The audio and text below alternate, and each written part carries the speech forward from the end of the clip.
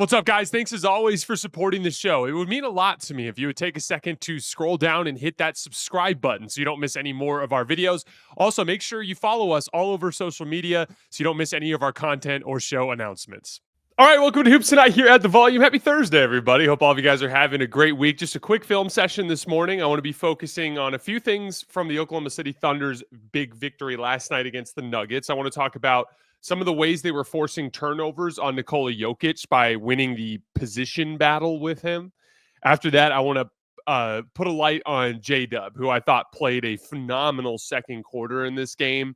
And I just kind of want to focus on his semi-transition drives and the consistent rim pressure he was generating, some of the higher quality kick-out reads he was making. Just a little shout out to J-Dub for what I thought was a big bounce-back game in game two. And then after that, we're going to move over to the Celtics-Knicks series. And what I want to focus on there is specifically some of the things that the Knicks were doing better on defense. I want to highlight Jalen Brunson and his competitiveness defensively.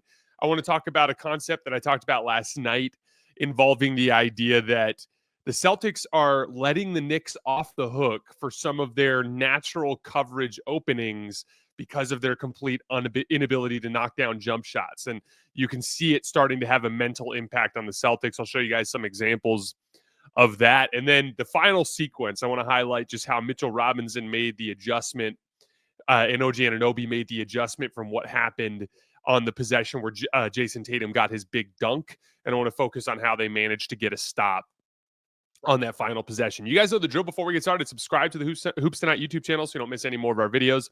Follow me on Twitter at _JasonLT so you guys don't miss show announcements. Don't forget about our podcast feed, wherever you get your podcasts under Hoops Tonight. It's also super helpful if you leave a rating and a review on that front. We have social media feeds on Twitter, Instagram, and Facebook where Jackson's doing great work. Make sure you guys follow us there. And then last but not least, keep dropping mailbag questions so we can keep getting to them throughout the remainder of the postseason. All right, let's talk some basketball. So the NBA 82-game grind is done, and now the real fun begins. The NBA playoffs are here, and it's time for all the high-stakes drama, clutch moments, and jaw-dropping plays. I can't wait.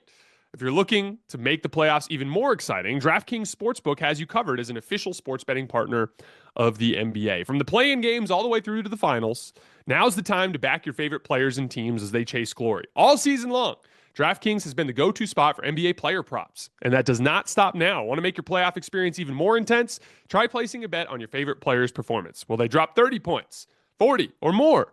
It's your call. Ready to place your first bet?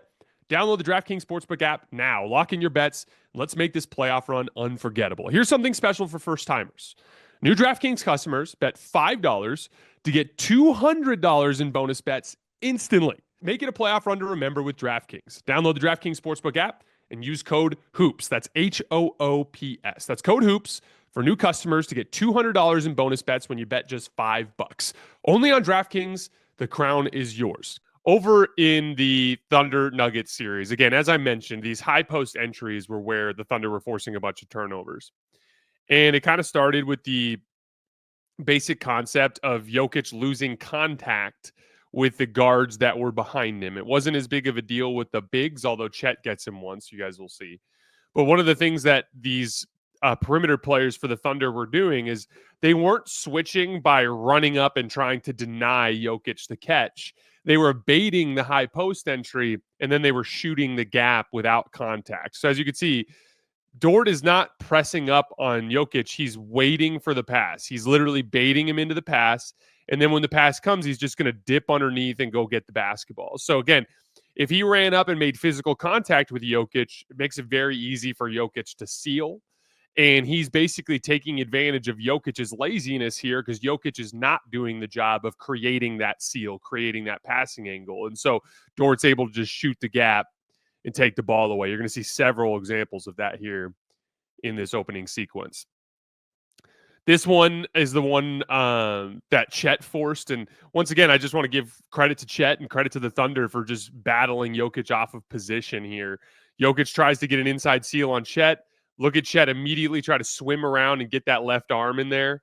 And that left arm ends up being just enough to force Jokic to lose control of the ball. Just that little bit of contact right there.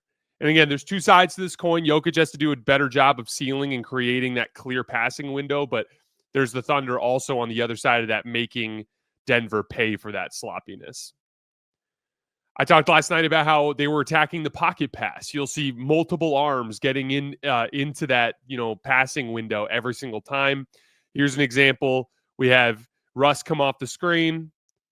There's our pocket, right? That's where we're looking to make the pass. You're going to see Hartenstein get a hand in. You're going to see Kason Wallace get a hand in. You're going to see active hands immediately. You'll see as they reach in. Hartenstein's the first guy to get a hand on it, and then Kason shoots in there and he gets a hand on it, just attacking the pocket and preventing Denver from getting to their connective passing sequences. Again, like if Jokic catches at the elbow, if Jokic catches in the pocket, if Jokic catches on the block, that's where he can be the guy that creates that huge advantage that keeps the Denver offense humming. But if you can disrupt the ball even from getting into that spot, it goes a long way towards helping you get stops.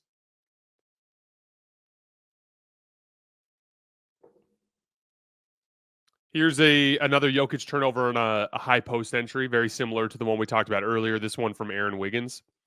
So Jokic at this phase is sealed on Wiggins there on his shoulder, but they get disconnected. You'll see him get disconnected. So Jokic works up a little higher, steps up to get higher. But look, there's no contact now. Because there's no contact, that allows Aaron Wiggins to shoot the gap without having to worry about a Jokic seal. Watch Aaron Wiggins shoot the gap and just go to the basketball. OKC did a wonderful job of this all night, just not worrying about because they know if Jokic catches there, they're dead to rights anyway. But if they can get there before he catches it and force that turnover, then it's easy buckets out and transition the other way. Really nice work from Aaron Wiggins jumping that passing lane. All right, let's talk about J-Dub. This is an example of one of those semi-transition drives. So again, it's not technically a fast break, but this is what I would consider semi-transition. It's like basically a 3-on-4 break, right? Like, but everyone's backpedaling. Like, this is now the on-ball defender. And look, this was on a made basket. I was trying to remember last night if it was on a made or missed basket. It was on a make. So look, made basket, inbound to J-Dub. Denver's not set in their transition defense. Now all of a sudden Jamal Murray's dead to rights. And J-Dub just hits that gap in the middle of the floor there, gets downhill, forces the goaltend from Gordon. You're going to see several examples of that here. Same thing here against Christian Braun. Made basket, guys. Look, this is literally Denver's scoring, and they're just giving the ball to J-Dub, and J-Dub's catching Christian Braun. Look at where Christian Braun picks him up. Boom. He's making first contact with J-Dub south of the foul line. Like that's, as I mentioned last night, Christian Braun had a rough night guarding on the ball, but like a lot of this from Denver where they're not set, and J-Dub's just making him pay with these hard semi-transition drives, and like he's not even getting picked up until he's basically in the finishing zone there in the middle of the floor. This one's off of a closeout on the left wing against Jokic. Fast forward a little bit.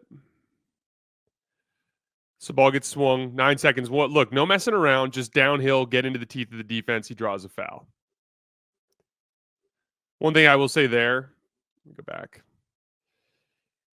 These are those situations, though, where like, if this was a blowout, but like if it's game 4 and the series is 2-1 Denver or 2-1 OKC and it's a pivotal game in the series, like these are the kinds of decisions from J-Dub where like you're shooting over 2 people when there's a clear kick out read to Aaron Wiggins, who's a knockdown 3-point shooter.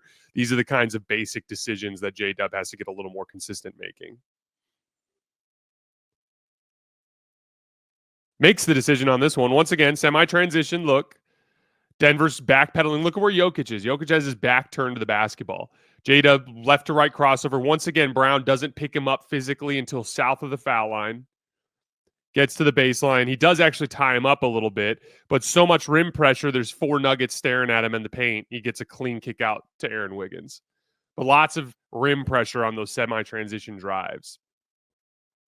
This was from earlier in the game, just one of the examples of the better interior passing I was talking about. Just hits Isaiah Hartenstein in that little short-range spacing zone.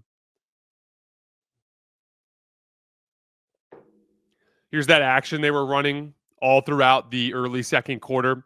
Again, DeAndre Jordan was matched up with Kason Wallace, and they just spammed this action and got 2 wide open threes for it. Next thing you know, David Adelman was taking DeAndre Jordan out of the game. Simple action, right? Ball screen. Christian Brown's not going to switch. DeAndre Jordan's on the ball.